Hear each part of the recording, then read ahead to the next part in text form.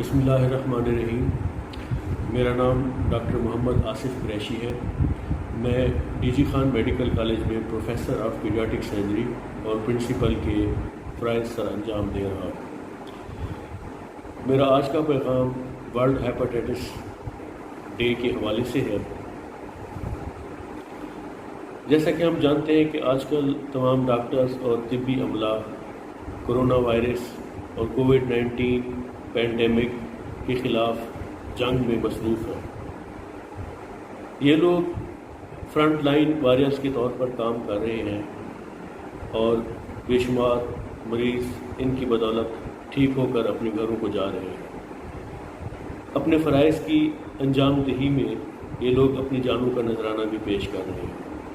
ہم اور بلکہ پوری قوم تمام ڈاکٹرز اور طبی عملہ کو ان کی اس جنگ میں اور اس کاوش میں خراج تحسین پیش کرتے ہیں۔ کرونا وائرس کے ساتھ اس لڑائی میں ساتھ ہی ہمیں باقی مہلک بیماریوں کو بھی نہیں بھولنا چاہیے۔ ان مہلک بیماریوں میں اور وائرس سے پھیلنے والی بیماریوں میں اور وہ بیماریاں جن کا بچاؤ ممکن ہے ان میں ہیپاٹائٹس سر فہرست ہے۔ ہیپاٹائٹس بی اور سی نے پوری دنیا کو اپنی لپیٹ میں لے رکھا ہے۔ پوری دنیا میں ہیپاٹائٹس بی اور سی کے 325 ملین سے زیادہ مریض ہیں اور ہر سال لاکھوں لوگ اموات کا شکار ہو رہے ہیں۔ یہ اموات ہیپاٹائٹس بی اور سی کی وجہ سے جگر میں مستقل تبدیلی، جس کو ہم سیروسس آف لیور کہتے ہیں، ان کی وجہ سے ہو رہی ہے۔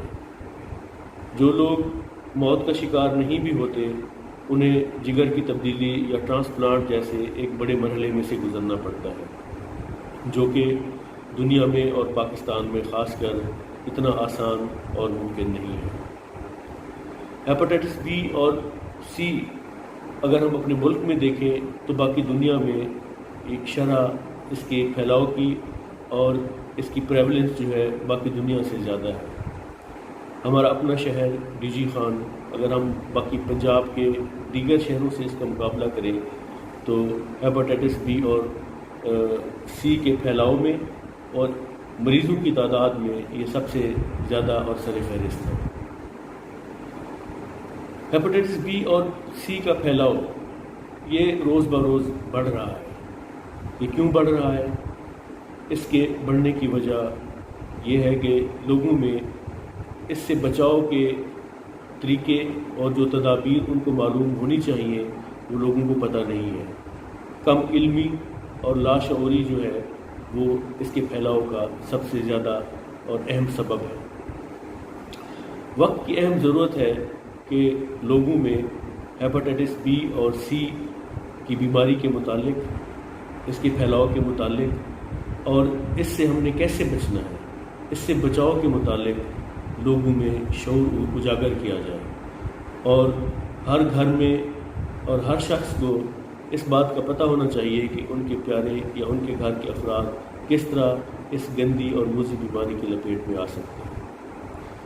یہ شعور اجاگر کرنے میں ہم ڈاکٹرز کا رول بھی فرنٹ لائن کا ہے اور الحمدللہ ہمارے D G Khan medical college کے اسٹوڈنٹس اس کردار کو بخوبی نبھا رہے ہیں۔